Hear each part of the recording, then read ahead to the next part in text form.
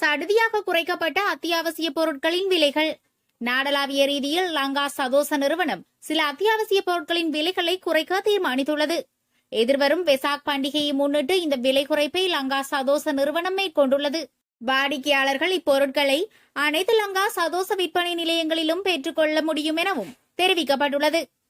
அதன்படி நெத்தலி 1 கிலோ 145 ரூபாவால் குறைத்து புதிய விலை 950 ரூபாவும், பெரிய வெங்காயம் கிலோ 40 ரூபாவால் குறைந்து புதிய விலை 250 ரூபாவும், 1 கிலோ கடலை 38 ரூபாவால் குறைந்து புதிய விலை 450 ரூபாவும், 1 கிலோ வெள்ளை சீனியின் புதிய விலை 275 ரூபாவாகவும் குறைப்பதற்கு தீர்மானித்துள்ளது.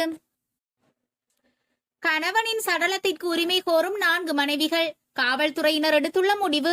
குர்நாகல் குளியாபிட்டிய மருத்துவ பீடத்திற்கு அருகில் 2 சைக்கிள்கள் மோதி ஏற்பட்ட விபத்தில் ஒருவர் உயிரிழந்துள்ளார். நேற்று